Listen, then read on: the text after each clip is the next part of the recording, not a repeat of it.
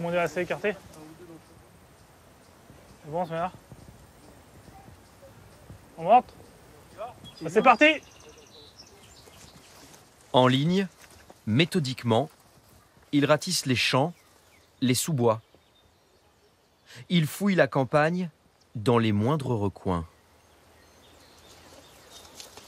À quoi est-ce que vous êtes attentif? Bah dans les rigoles, hein, dans les fossés, on regarde s'il pourrait pas être allongé dedans, quoi. Kevin est à la recherche de son grand-père. Le vieil homme, âgé de 76 ans, est atteint de la maladie d'Alzheimer. Voilà près d'une semaine qu'il a disparu. Ce jour-là, 200 personnes sont engagées dans une immense battue pour retrouver Henri, figure incontournable du village de Rimou, en Bretagne. Dimanche 11 novembre dernier, en fin d'après-midi, la femme d'Henri s'absente une dizaine de minutes à peine. Seul, la mémoire déficiente, le retraité aurait-il brusquement été pris de panique. Selon l'enquête des gendarmes, c'est le moment où il quitte sa maison en plein cœur du bourg, en chaussons, un coussin sous le bras. Il emprunte la route principale et à la sortie du village, il s'enfonce dans ce chemin isolé. Le coussin est retrouvé en lisière de bois, sa casquette au beau milieu de ce champ. Et 300 mètres plus loin, l'un des chaussons est découvert, accroché dans une haie. La piste d'Henri se perd brutalement ici. Pendant 5 jours, les gendarmes inspectent minutieusement la zone. L'homme reste introuvable. Les recherches sont suspendues. Sa famille, elle, poursuit les fouilles sans relâche, en élargissant chaque jour le périmètre. Mais avec les troubles d'Alzheimer dont souffre Henri, la tâche se révèle compliquée.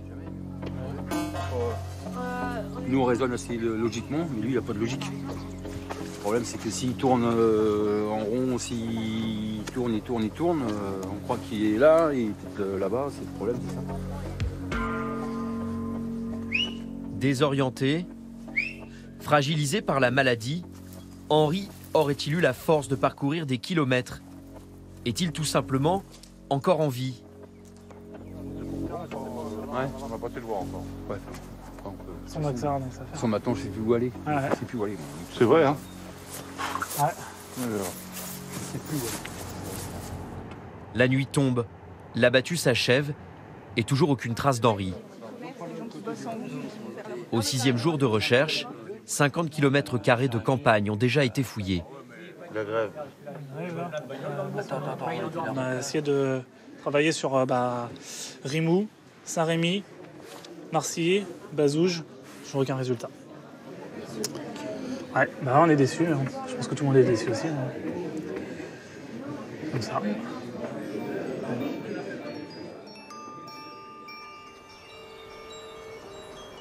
Des cas comme celui d'Henri, la presse régionale en relate toutes les semaines. Des histoires qui font rarement la une. Au mieux, un entrefilet à la rubrique des faits divers. Pourtant, chaque année, des dizaines de personnes souffrant d'Alzheimer prennent la clé des champs et se perdent sur les traces d'un passé qu'elles imaginent encore bien présent.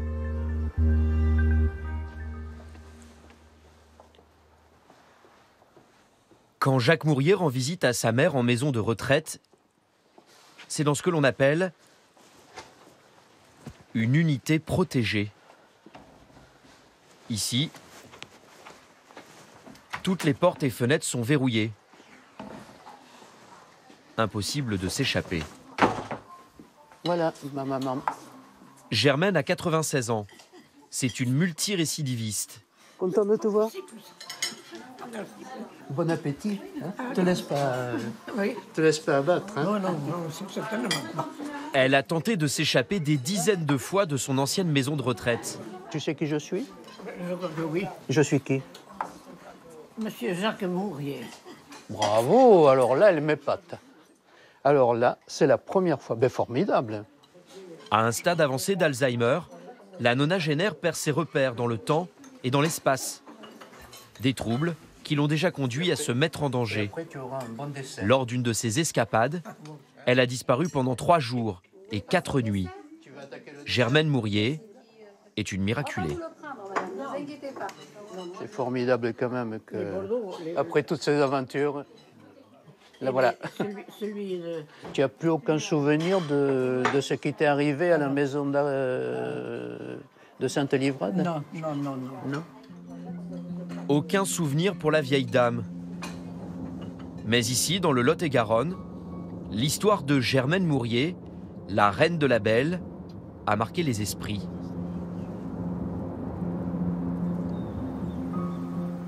Au bord du Lot, la commune de Sainte-Livrade et sa maison de retraite. Il y a 2 ans, Germaine y est placée lorsque la maladie ne lui permet plus d'être autonome. Perdue dans ce nouvel environnement, Germaine veut rentrer chez elle et tente à plusieurs reprises de fausser compagnie aux infirmières. On l'équipe donc de ce dispositif de sécurité.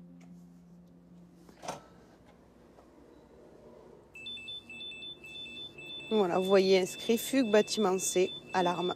Dès que vous franchissez la porte, le résident muni de ce bracelet, ça sonne sur tous les portables internes de la maison.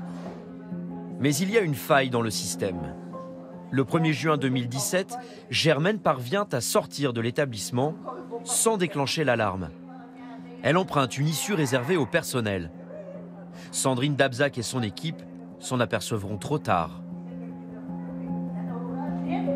Madame Mourier, avec certitude, a mangé à cette table à 19h. 19h45, fin du repas. La spécialiste de l'évasion prend la direction de sa chambre. C'est le dernier moment où elle sera vue. Il est 20h15 quand la soignante qui s'occupe de cet étage rentre dans la chambre. Et là, pas de Madame Mourier. Elle n'est pas dans sa chambre, ni dans son lit, ni dans la salle de bain, ni dans les placards. Branle-bas de combat. La maison de retraite est fouillée de fond en comble. Toutes les pièces sont inspectées. Le local ménage, même s'il est fermé à clé. Tous les recoins sont contrôlés, car les malades d'Alzheimer peuvent se perdre dans les endroits les plus insolites. Local poubelle. Congélateur. Vous avez fouillé ici? Oui, on a regardé partout. À 20h45, il faut se rendre à l'évidence. Germaine Mourier a disparu. Averti, son fils se rend sur place et participe aux recherches. Jacques Mourier le sait, les troubles de sa mère la rendent particulièrement vulnérable. Il craint le pire pour elle. Et au fond de moi, c'était l'angoisse. Va-t-on la retrouver? Dans quelles conditions va-t-on la retrouver? Comment va-t-elle être? Et c'est vrai qu'au fur et à mesure que le temps passait, l'espoir s'amenuisait, même si au fond de moi, je l'ai toujours gardé. Plongeur, battu, hélicoptère, pendant 4 jours, la gendarmerie déploie les grands moyens. Mais l'épilogue de cette histoire va se jouer à 800 mètres à peine de la maison de retraite, dans cette ville-là, à l'époque en rénovation. Ce lundi de Pentecôte 2017, jour férié, ce couple de propriétaires n'avait pas prévu de visiter le chantier. Mais un ami passe par hasard, il décide de lui montrer l'avancée des travaux. Alors, dès que je m'approche là, bon, bien sûr, il était en travaux, je vois un chausson au bout. À peu près par là. Hein. Grosso modo, par là. Alors, quand j'avais vu le chausson de là-bas, bien sûr, après, j'avance un peu et tout de suite, je vois la mamie là, par terre, où il y a le bac à douche. Je lui dis, Madame, est-ce que ça va? Et c'est à ce moment-là qu'elle me regarde et elle me dit, oui, ça va. Germaine Mourier, 94 ans alors, est vivante. Elle a probablement passé 4 jours et 3 nuits sur ce sol en terre battue, sans manger ni boire. Et bonjour. Les sauveurs de ma maman. Merci. Comment allez-vous? Moi, bien. Bien. Ça va. Ça va. Merci. Bien sûr, entre le couple et Jacques Mourier, une relation particulière s'est nouée. Ce qui me marquera toujours, c'est votre regard. Quand vous êtes arrivé, C'était... Ça- Vous m'avez pris dans vos bras, Comme on ce avait... soir. Voilà, C'est une émotion tellement forte, c'était vous savez. formidable. Vous restez 4 jours, vous ne savez pas ce qui va se passer. Ah, mais un flot d'adrénaline, mais ça vous emporte. Et voilà. Après son escapade, Germaine est hospitalisée. À la renommée de ma maman. Mais à son retour à la maison de retraite, elle tente à nouveau de s'échapper. Jacques se résout enfin à la placer dans une unité fermée. Alors comment éviter ces fugues, ces errances dangereuses pour les malades d'Alzheimer? Toujours dans le Lot-et-Garonne, dans cette autre maison de retraite, on tente une expérience mise au point par des chercheurs italiens.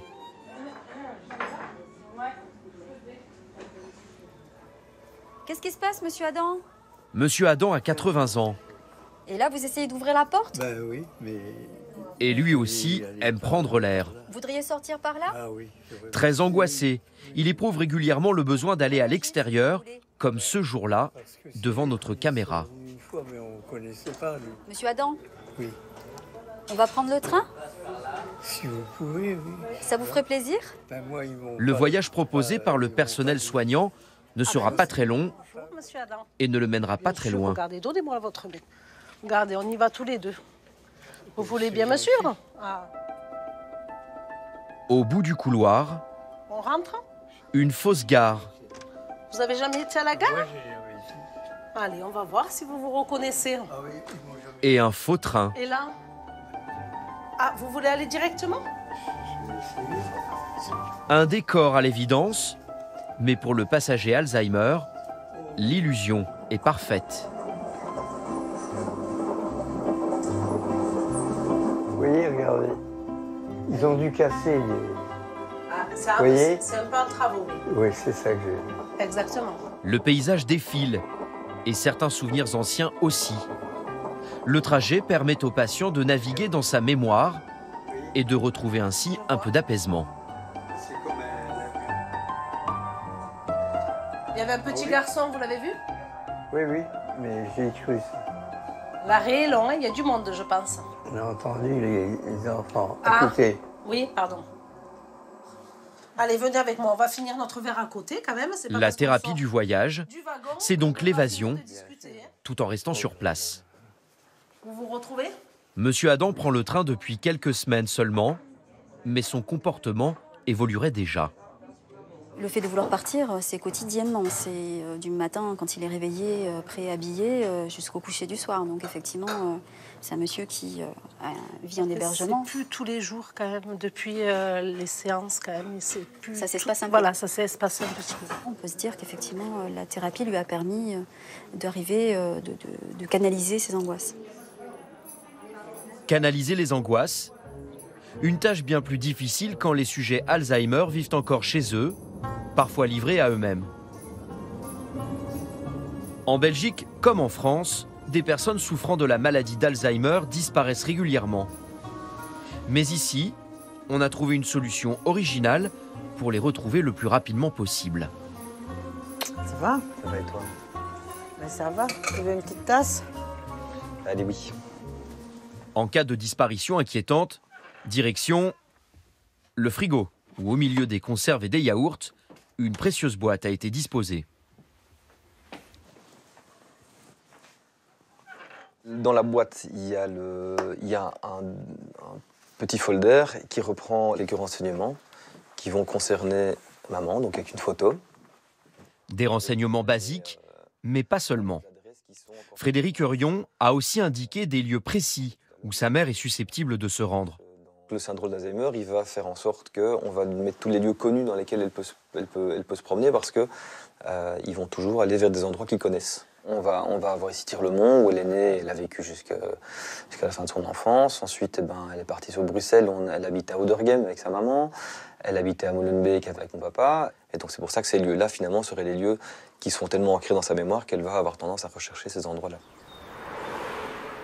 Tous ces renseignements sont destinés aux enquêteurs, comme David Rimaud, de la cellule disparition de la police belge. C'est lui qui a eu l'idée du frigo. Un endroit insolite, mais rapide à localiser dans n'importe quel foyer. De telle manière à ce qu'on puisse avoir directement accès à cette fiche. Mais Ce jour-là, il présente son dispositif à des aides à domicile. Objectif, les convaincre qu'une simple boîte peut permettre d'éviter le pire. sans cette boîte, le policier qui rentre au domicile d'une personne disparue, il prend son carnet, il prend son stylo et il pose toute une série de questions à la personne qui l'a appelé. Et ces questions peuvent prendre parfois 1 heure, 2 heures avant qu'on ait toute l'information utile.